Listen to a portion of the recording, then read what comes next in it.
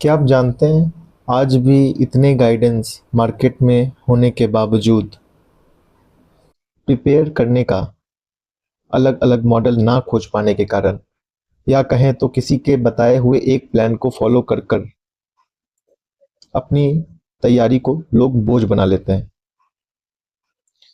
हम अपने सीरीज के अंदर हर उन छोटी बातों पर, हर उन छोटे पहलू पर को ध्यान में रखकर हम चर्चा करते हैं, जिसको स्टूडेंट्स क्लास में पूछने की हिम्मत नहीं कर पाते, और इन सभी प्रॉब्लम्स को अनदेखा किया जाता है।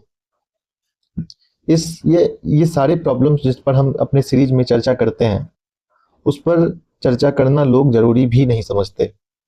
और मेरा यकीन मानिए, ये बहुत ही सीरियस प्रॉब्लम है उन लोगों के लिए जो एक मीडियोकर या एवरेज स्टूडेंट हैं, जिनकी स्कूलिंग बहुत अच्छे तरीके से नहीं हुई है, जिनका जो पिछला जो पढ़ाई का जो बैकग्राउंड रहा है वो थोड़ा-सा कमज़ोर रहा है। लेकिन इसका ये मतलब नहीं है कि वो लोग इस एग्ज़ाम के लिए अनफिट हैं, वो भी फिट हो सकते हैं।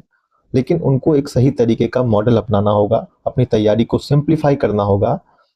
तो आइए मैं स्वागत करता हूँ आपका अपने यूट्यूब चैनल द ब्यूरोक्रेट्स में। इस पर हम चर्चा कर रहे थे, पिछले 2 लेक्चर्स हमारे हो चुके हैं हाउ टू प्रिपेयर सीरीज का। ठीक है, हाउ टू प्रिपेयर सीरीज में हमने 2 लेक्चर में हमने बात की। आज हमारा जो है ये वीडियो थर्ड वीडियो है। ठीक है, जिस पर आज हम चर्चा करेंगे model of preparation, right time to start answer writing, and third time management. और हम एक ब्रॉड जो हमारा तरीका होना चाहिए GS1 के लिए, इस पर हम अच्छे तरीके से आज बात करेंगे। न्यूज़पेपर करते हैं। दूसरे मॉडल में हमने बात की पूरा फोकस 6 मंथ के लिए स्टैटिक पार्ट पे होना चाहिए। ये कंप्लीट करके हम उसके बाद अपना PYQ वगैरह देखेंगे, PYQ प्री मेंस का देखेंगे, नोट्स बनाएंगे। ये तरीका हमने बताया। अब तीसरा जो मॉडल है कि जैसे कि हम कोई भी सब्जेक्ट पढ़ते हैं, फॉर एग्जांपल GS1 के अंदर हम ज्योग्राफी पढ़ लिया हमने। ठीक है, आप हिस्ट्री पढ़ रहे हो, तो आप क्या करोगे? सब्जेक्ट आपने पढ़ा ज्योग्राफी, आपने फिर उसका PYQ पे गए, आपने उसका नोट्स बनाया। ठीक है, आप उसके बाद जो है नोट्स बनाओगे। लेकिन इस वक्त इसमें प्रॉब्लम क्या है? इसमें प्रॉब्लम ये वाला मॉडल में है कि आपको टाइम ज़्यादा लग जाएगा, टाइम ज़्यादा लग जाएगा आपको, क्योंकि आप कोई सब्जेक्ट पढ़ रहे हो, फिर उसका नोट्स बना रहे हो। ठीक है, करंट अफेयर देख रहे हो, तो इसमें आपको समय ज़्यादा लगेगा। आपका जो मेन फोकस होना चाहिए वो शुरुआत में आपका जो बेसिक्स है उसको मजबूत करने में लगा रहना चाहिए। ठीक है, आंसर राइटिंग आप तभी करते हो जब आपका नोट्स प्रिपेयर हो जाता है ढंग से। वो 6 मंथ के बाद करना चाहिए। इस पर हम डिटेल में भी चर्चा करेंगे, बहुत सारी तरीके की बात करेंगे हम आंसर राइटिंग को रिलेटेड। ठीक है, तो आई होप कि आपको ये समझ में आया होगा थर्ड मॉडल में भी क्या परेशानी है। आप ढंग से अगर देखोगे तो ये वाला जो मॉडल है, सबसे पहले फोकस करो स्टैटिक पे, उसके बाद ही कुछ देखा जाएगा। वो हमने दूसरे अपने पहले वाले लेक्चर में हमने अच्छे तरीके से चर्चा की है, आप वहाँ जाकर इसको देखेंगे। सेकंड वाला जो मॉडल मैंने बताया वो अच्छा मुझे लगा, मेरे लिए बहुत, मेरे से आलसी लोगों के लिए ये वाला मॉडल सही है। हो, देखो मॉडल किसी भी मॉडल में खराबी नहीं है, लेकिन जो टाइम है ना, टाइम ज़्यादा लग जाता है उसके अंदर। टाइम ज़्यादा लगने से प्रॉब्लम नहीं है, वो चीज़ें कॉम्प्लेक्स बन जाती हैं, कॉम्प्लिकेटेड हो जाती है। अब हम आंसर राइटिंग पर डिटेल से चर्चा करेंगे। ठीक है, आंसर राइटिंग, राइटिंग ऐसे अभी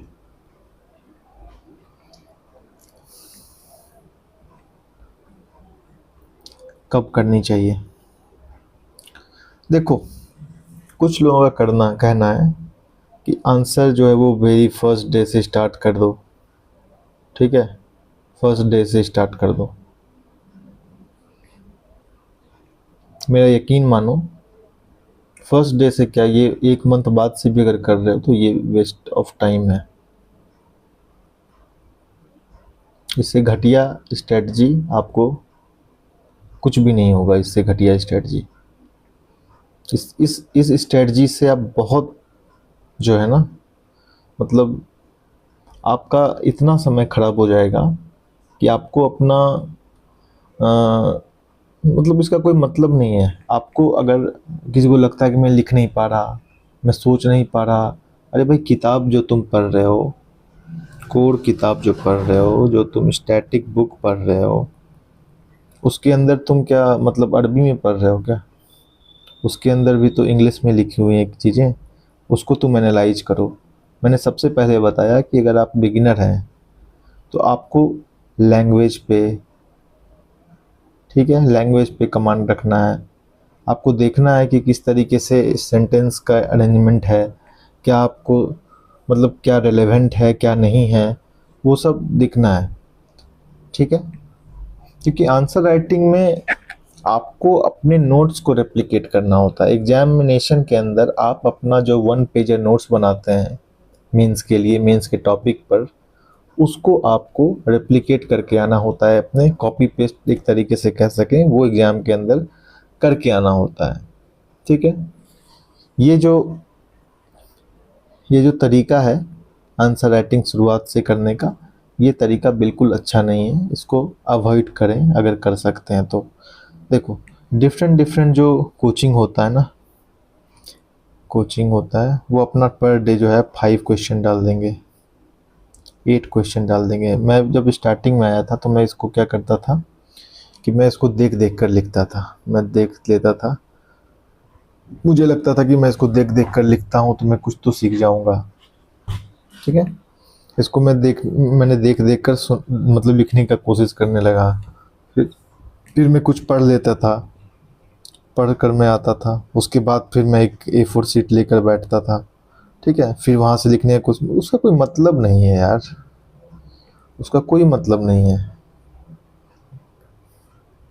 भागा नहीं जा रहा है कि मतलब आज आंसर नहीं लिख रहे होगे तो ज़िंदगी में कभी नहीं। आप अपना स्टैटिक पोर्शन कंप्लीट करो, ठीक है। आपको तभी जा कर के इकोनॉमी वगैरह समझ में आएगा, आप पेपर पढ़ पाओगे। समझ में आई बात? पेपर में कोई टर्म आ जाएगा, उसको किस तरीके से समझोगे जब इकोनॉमिक्स की समझ नहीं है थोड़ी बहुत, उसको आप समझने में परेशानी होगी।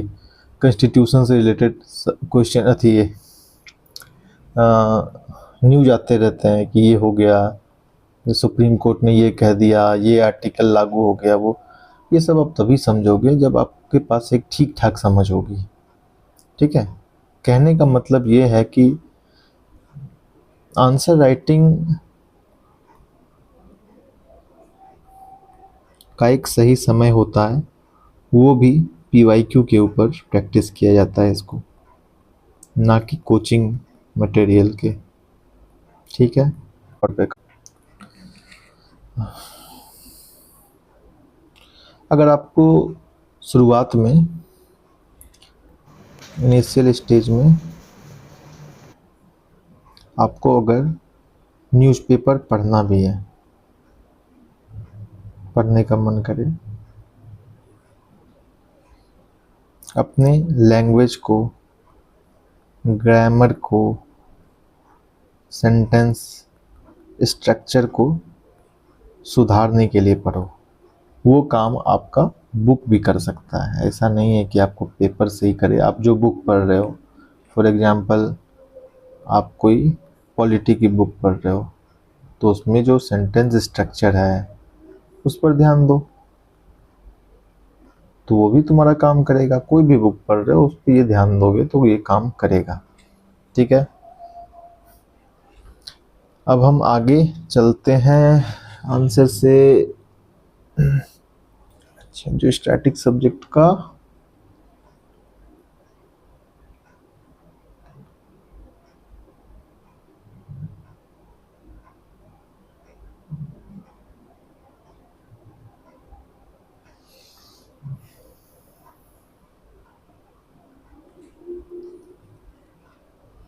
ठीक है, हम आगे बढ़ते हैं इस पे। अब हम बात कर लेते हैं, ठीक है, जो हमारा आज मेन टॉपिक था, GS1।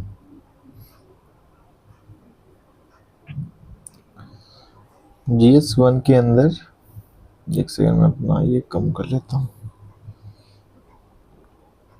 सब्जेक्ट के नाम हम लिख लेते हैं पहले। सोसाइटी है, ठीक है, जियोग्राफी है,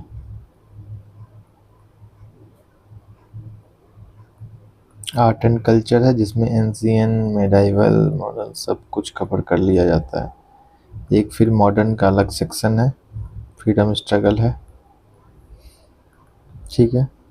एक पोस्ट इंडिपेंडेंस आता है, वर्ल्ड हिस्ट्री आती है, ठीक है।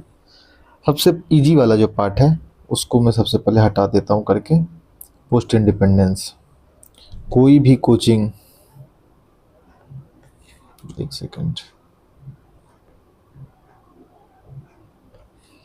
कोई भी coaching, for example vision, only IAS,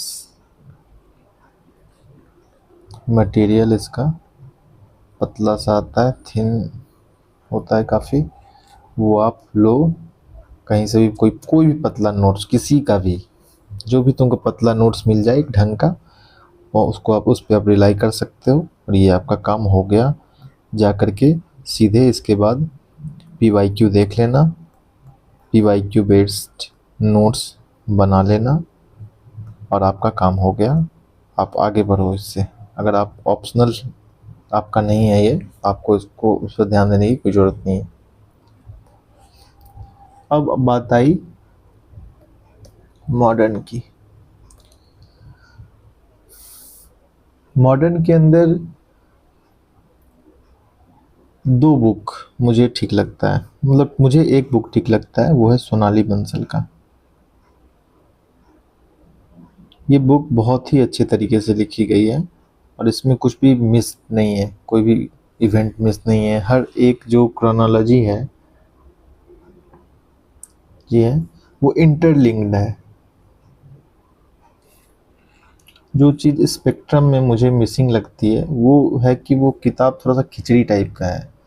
हर चीज़ जो है लगता है कि मतलब ज़बरदस्ती कहीं पर ठूस दिया गया हो, तो मुझे ये स्पेक्ट्रम किताब अच्छी नहीं लगती। बहुत से लोगों का ये फेवरेट बुक होता है, लेकिन मेरे समझ से मेरे लिए ये अच्छा नहीं है। अगर आप बिगिनर हैं तो आपसे मैं ये कह रहा हूँ, अगर आप वीडियो देख रहे हैं तो एक बार बुक स्टॉल पे इन दोनों बुक को कंपेयर कर लेना एक बार खुद से, और ईमानदारी से जो बुक आपको अच्छी लगे वो उठा कर ले आना। ये बुक सोनाली बंसल जो बुक है वो थोड़ी सी मोटी आपको लगेगी, लेकिन वो थोड़ा सा पिक्चर वगैरह को अच्छे तरीके से एलेबोरेट करके समझाया गया है, बॉक्सेज हैं, ये हैं, तो आपको इजी लगेगा वो पढ़ने में। जब आप पढ़ोगे तो लैंग्वेज बहुत ही अच्छा है, बहुत ही मज़ा आने वाला है। प्री मेन दोनों कवर करता है ये अच्छे तरीके से,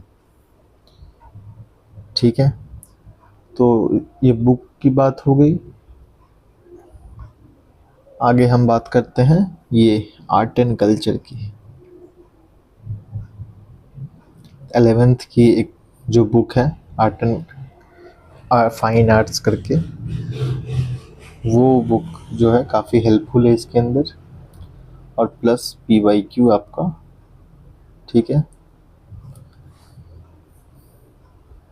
मॉडर्न तो यहाँ पे है ही, आर्ट एंड कल्चर से रिलेटेड जो भी है PYQ आप कर लोगे। जैसे उसका जो PYQ के अंदर हम लोग अपने उस वाले सीरीज में बात करेंगे, हाउ टू मेक नोट्स में, इस पर जो नोट्स बनाएंगे, तो जो क्वेश्चन पूछे गए हैं, ठीक है, जैसे कि कोई किसी क्वेश्चन का एक डायमेंशन पूछा हुआ है तो हम लोग उसका सर्च करेंगे, उसके अंदर डायग्नोस करेंगे कि कौन कौन सा डायमेंशन इसके अंदर और भी आ सकता है, उस पर भी हम नोट्स बना लेंगे, ठीक है। तो इस तरीके से ये हमारा कवर हो जाएगा। ऐसे इसका बुक लिस्ट अगर देखें तो एंशिएंट मेडिवल के लिए लूसेंट सही रहेगा, आउटपुट रेशियो को देखते हुए लूसेंट सही रहेगा, और मॉडर्न के लिए तो सोनाली बंसल मैंने बोला, और स्पेक्ट्रम भी कर सकते हो।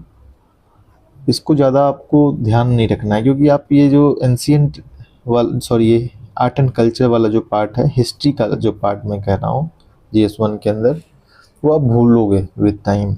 आपको मतलब इसमें जो सब ये वर्ड्स होते हैं हिस्ट्री और एंशियंट और मेडाइवल के, थोड़े से कठिन होते हैं खास करके प्रीलिम्स के लिए। तो आप इसका वहाँ से पढ़ के सीधा नोट्स तैयार कर सकते हो, या फिर आप किसी अच्छे नोट्स को भी आप प्रेफर कर सकते हो। इसमें मैंने इसमें विशेष कुछ नहीं किया है, मैंने PYQ पर फोकस किया। लूसेंट बुक एक मैंने पढ़ा था। तो अगर आपको इसके रिलेटेड कुछ और जानना है ये आर्ट एंड कल्चर का, तो आप और वीडियोस यूट्यूब पर चेक कर सकते हो। मुझे जो जानकारी थी मैंने आपको दे दी, ठीक है। अब सोसाइटी के अंदर जो है, कभी यार 40-45 क्लास मत देख लेना इसके लिए प्लीज़, बिल्कुल टाइम वेस्ट नहीं करना। अगर आप कोचिंग इनरोल किया है आपने किसी कोचिंग, आपको समझ होनी चाहिए। इसीलिए कहा जाता है कि पहले तैयारी करने से पहले, फाउंडेशन कोर्स लेने से पहले प्री फाउंडेशन वो करना जरूरी है कि तैयारी करें कैसे, हाउ टू प्रिपेयर, ठीक है। बहुत सारे कोचिंग जो है 30 कोई 30 क्लास ले रहा है, कोई 35-40। अरे भाई, तुम एथिक्स का जो पेपर होता है 250 मार्क्स, उसमें तुम ले रहे हो 25 क्लास, इसके अंदर तुम ले रहे हो 40 क्लास। मतलब क्या लॉजिक है इसका। इसमें सीधा आपको क्या करना है, टॉपिक लेना है, PYQ अच्छा एक खोलना है, ठीक है। उसका टॉपिक देखना है आपको। फॉर एग्जांपल हो गया आपका पॉपुलेशन, जो कि ज्योग्राफी से इंटरलिंक्ड है। पॉपुलेशन का जो इसका सोसाइटी का जो पॉपुलेशन टॉपिक है, वो हम ज्योग्राफी के साथ इंटरलिंक करके इसका नोट्स तैयार करेंगे, ठीक है। इसको हम लोग देखेंगे अपने हाउ टू मेक नोट्स वाले सीरीज के अंदर, ठीक है। इसका डायरेक्ट नोट्स बनेगा सोसाइटी के लिए, परेशान होने की ज़रूरत नहीं है। अननेसेसरी टाइम मत देना इसके ऊपर, सीधा नोट्स मेकिंग हम लोग करेंगे। टॉपिक, सब टॉपिक, उस फिर सब टॉपिक का हेडिंग, नैनो टॉपिक जो भी होगा हम हर तरीके से इसको करेंगे, ठीक है। तो GS1 में आपका इतना सा ही खेल था, ठीक है। अब हम इस टॉपिक को, जैसे कि आपको मैं समझाता हूँ कि नोट्स मेकिंग कब करना है, ठीक है। इस पर हम आज चर्चा कर लेते हैं कि नोट्स मेकिंग हम कब करेंगे। इसके भी 2-3 तरीके हैं, मतलब नोट मेकिंग का भी मॉडल है भाई, हम हर चीज़ को मॉडल पे बताएंगे। इसका भी मॉडल है। पहला नंबर मॉडल ये है, देखो सबसे पहले तो नोट्स के लिए आपको क्या करना चाहिए, सफिशिएंट अंडरस्टैंडिंग।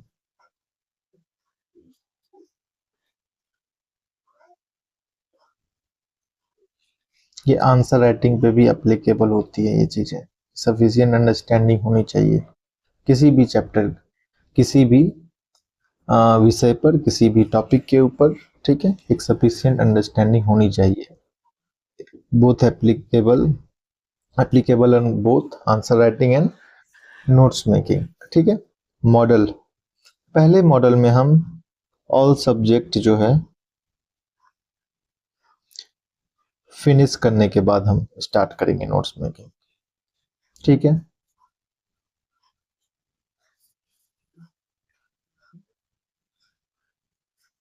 दूसरा,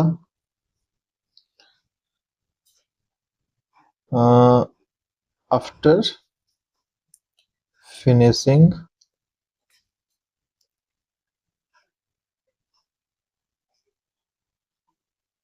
ईच GS पेपर, ठीक है। पहले तो कि पूरा सब्जेक्ट फिनिश करने के बाद, दूसरा हर GS पेपर एक एक करके जब हम कंप्लीट कर लेंगे तो उसके बाद हम उसका नोट्स बना लेंगे। लेकिन दोनों के अंदर ये परेशानी ये है कि आपके पास अगर गाइडेंस सही है तब तो आप कर सकते हो, ठीक है। लेकिन अगर शुरुआत में आपके पास एक्सपीरियंस नहीं है नोट्स मेकिंग का, क्योंकि आपने GS1 किया, ठीक है। अब आप बोलोगे कि मैं नोट्स बना लेता हूँ, तब मैं GS2 के पे जाऊँगा, ठीक है। तो इसमें ये प्रॉब्लम आएगा कि आपके पास तो GS1 का बस नॉलेज है, ठीक है। तो बहुत सारे जगहों पर एक दूसरे जो पेपर होता है ना, GS1, GS2, GS3, इसका एक दूसरे में यूज हम लोग कर लेते हैं इसके अंदर, ठीक है। एक बेहतर समझ होती है उसके बाद ही, इसलिए कहा जाता है कि आंसर राइटिंग सफिशिएंट नॉलेज के बाद करनी चाहिए, और नोट्स मेकिंग भी, ठीक है।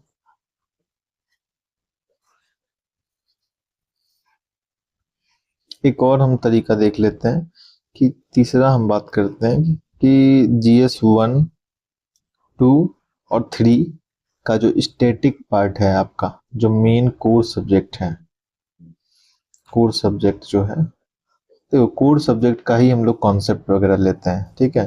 कोर सब्जेक्ट में आपका क्या हो गया, एक आ गया आपका पॉलिटी, ज्योग्राफी, हिस्ट्री का मॉडर्न हो गया, एंशियंट मेडिवल बहुत कम लोग पढ़ते हैं आज के समय में, सब कुछ शॉर्टकट से जाता है। तो हिस्ट्री हो गया, पॉलिटी हो गया, ज्योग्राफी हो गया, इकोनॉमी हो गया, एक इन्वायरमेंट भी हम ले लेते हैं, और साइंस एंड टेक भी हमें लेना चाहिए। इनका बढ़िया सोच में बताऊंगा आपको, सब कोई जानते होंगे वैसे इनको, डॉक्टर सिविन ये बहुत अच्छा पढ़ाते हैं। इनका साइंस और इन्वायरमेंट का मैंने लिया था, इतना अच्छा मुझे आज तक कहीं से एक्सपीरियंस नहीं मिला, ठीक है। तो ये सब को कंप्लीट कर लो, उसके बाद जो है आपके पास एक सफिशिएंट नॉलेज हो जाएगा।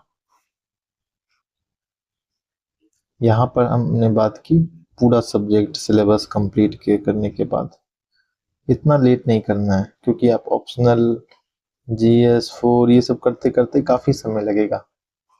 तो आपको रेडी जल्दी से जल्दी होना है। अपना जो ये स्टैटिक पार्ट है उसका नोट्स के साथ साथ आप ऑप्शनल भी कर लोगे। आप नोट्स बनाओगे एक तरफ, एक एक पार्ट में आप टाइम को 2 पार्ट में बांट लोगे, 4 घंटा आप नोट्स बनाओगे, 6 घंटा ऑप्शनल या फिर अदर GS पेपर आप रिवाइज करोगे, या फिर जो भी जिस तरीके से आपका रूटीन है वो करोगे, ठीक है। इसमें फायदा क्या है, सफिशिएंट नॉलेज हो जाएगा आपका। GS1, GS2, GS3 जो है इसको हम लिंक कर पाते हैं, ठीक है, लिंक कर पाते हैं ड्यूरिंग प्रिपेयरिंग आवर नोट्स, ठीक है। अब हम देखेंगे, क्योंकि नोट्स इंटीग्रेटेड बनते हैं, ठीक है, इंटीग्रेटेड तरीके से बनता है, कॉमन पॉइंट्स का हम लोग भी नोट्स बनाते हैं। कॉमन पॉइंट्स ऐसा पॉइंट होता है जो हम हर जगह पर यूज कर लेते हैं। इसका 50 से 70 कॉमन पॉइंट हम लोग हमेशा याद रखते हैं, ठीक है, याद रखेंगे। लोग रखते हैं या नहीं रखते हैं हमें नहीं पता, इस पर हम अपने नोट्स जब हम लोग बनाएंगे नोट्स मेकिंग सीरीज वाले वीडियोस के अंदर, इस पर हम बात करेंगे ये कॉमन पॉइंट्स क्या होता है, किस तरीके से इसको एक अच्छे स्टैंडर्ड का कॉमन पॉइंट्स जो कि कहीं भी इस्तेमाल, किसी भी तरीके से इस्तेमाल हम लोग कर पाए किसी भी पेपर के अंदर, तो उस आर्ट को हम लोग सीखेंगे उसके अंदर, ठीक है। और जैसे कि एक और मैं आपको उदाहरण देता हूँ, ठीक है, कि ज्योग्राफी, डिजास्टर मैनेजमेंट और इन्वायरमेंट, ये तीनों इंटरलिंक्ड है एक दूसरे से। अगर आप चाहो तो एक जगह पर इसका आप नोट्स बना सकते हो, बहुत आराम से बन जाता है ये नोट्स।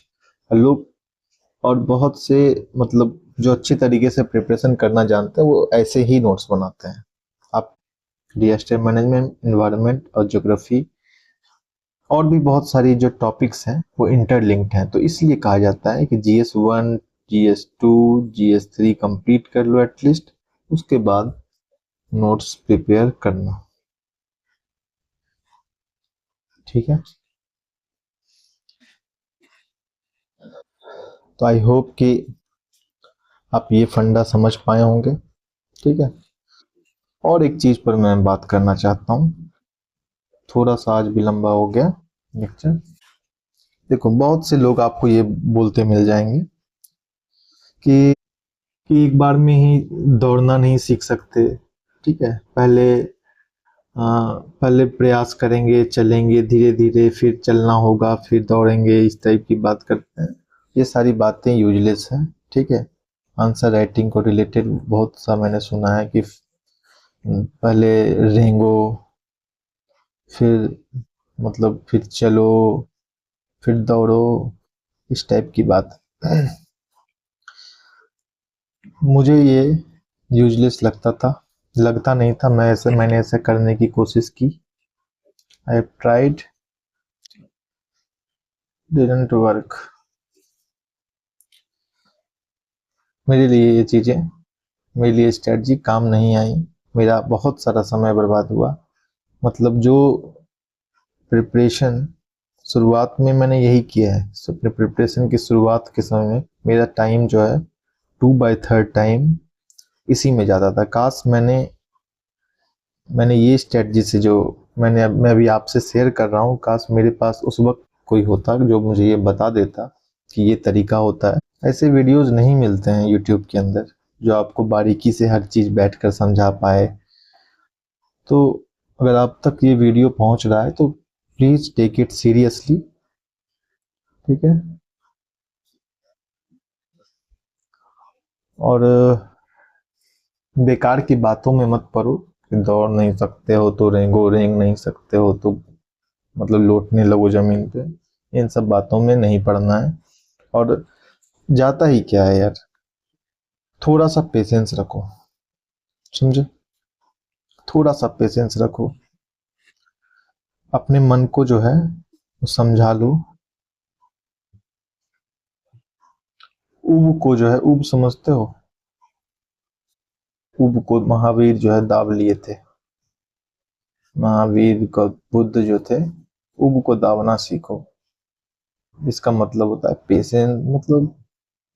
ऊब को दावना अपने जो आपका जो मन में जो चल रहा होता है उसको, उस पर थोड़ा सा नियंत्रण रखो। ठीक है, मन बहुत कुछ करता है। आप जब थक गए यार। ठीक है, जब आप अपना स्टैटिक पार्ट कर रहे होगे, जो मैंने आपको डेडलाइन दिया 6 मंथ, 6 मंथ में एनी हाउ आपको प्रिपेयर कर लेना है इस चीज को। ठीक है, इससे ज्यादा डिले ना हो, ध्यान रखना इस बात का। आप 10 से 12 घंटे डेली पढ़ो, डेली। 6 मंथ में आप कंप्लीट कर लो। इस बीच आपको जो है वो इतना वेट करने में मुझे लगता है आपको कोई परेशानी नहीं होनी चाहिए। आपको जो स्ट्रेटजी जो आपको सही लगी है, या फिर अगर आप अपना कोई अच्छा स्ट्रेटजी बना लेते हो, लेकिन ढंग का बनाना, ऐसा बनाना जो सिंप्लीफाई करे आपकी तैयारी को, आपके जो सिलेबस को, ना कि उसको कॉम्प्लेक्स बना दे। इससे बचना। हमेशा इस एग्जाम के सिलेबस को इजी करना सीखो। इसको सिंप्लीफाई करो इसको। अगर आप ये नहीं कर पाओगे, इसको ब्रेक डाउन नहीं कर पाओगे, तो इसके चक्कर में फंसकर बर्बाद हो जाओगे। आपका समय वेस्ट हो जाएगा 2 से 3 साल। बहुत भयानक बात है कि बहुत से लोग जो होते हैं वो तैयारी में आते हैं, तैयारी करके चले जाते हैं, उनको तैयारी करने का सही तरीका नहीं मालूम होता है। ठीक है, वो बिना तैयारी करने का सही तरीका मालूम ना होने वाले सेलेक्ट नहीं होते हैं, ऐसा नहीं है।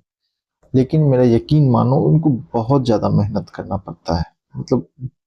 वो अननेसेसरीली जो है उस जगह पर भी हाथ पांव मार रहे होते हैं जहां जरूरत नहीं होती है। ठीक है, लिखने का तरीका अच्छा हो जाता है, सब्जेक्ट पर पकड़ अच्छी हो जाती है, उनका सिलेक्शन हो जाता है अंततः। लेकिन इसका ये मतलब नहीं है कि वो तरीका सही है। हम यहाँ पर जान देने नहीं आए हैं, हम यहाँ पर गोली नहीं चलाने आए हैं, AK-47 लेके नहीं आए हैं। हमें ये बात ध्यान रखना होगा कि इस एग्जाम से ऊपर आपका मेंटल पीस जो है इस एग्जाम से बहुत ऊपर है। ठीक है, इसको भी बचाना है। स्ट्रेस में जीने से बेहतर है एक अच्छी तरीके से, एक सोच समझकर, टाइम लेकर एक स्ट्रेटजी बनाओ। दिमाग ना भटके, उसका भी मैं आपको तरीका बता देता हूँ। डेविएशन से बचने का, डिस्ट्रैक्शन से बचने का तरीका, आप A4 शीट लो,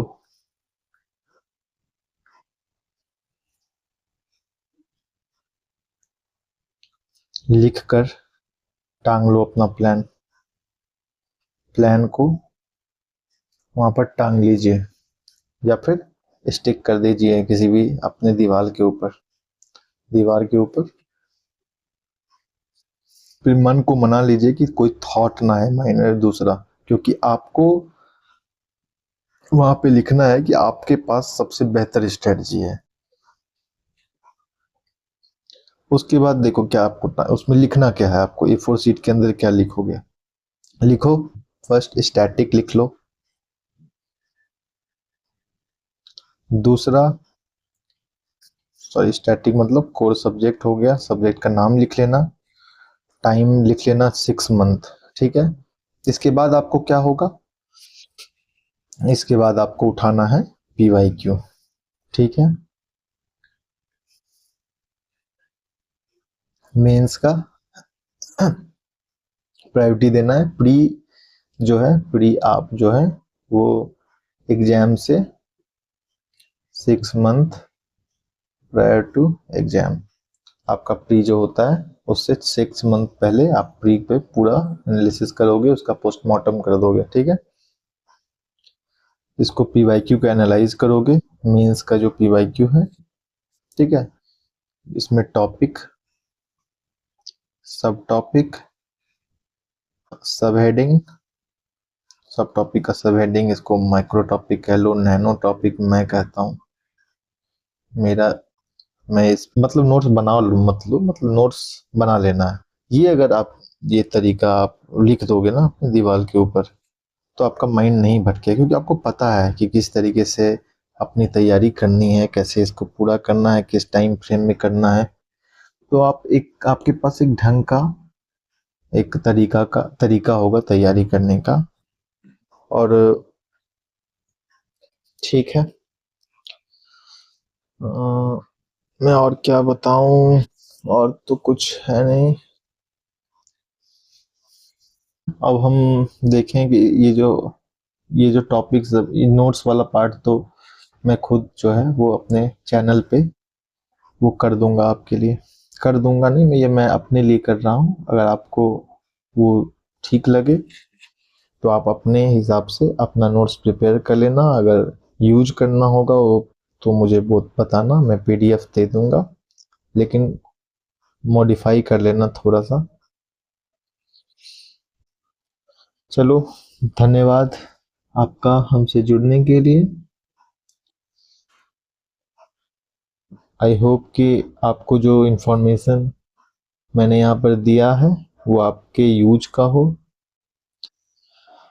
आपके आपकी तैयारी को सिंप्लीफाई करने में वो आपकी मदद करे, ऐसा हम कामना करते हैं।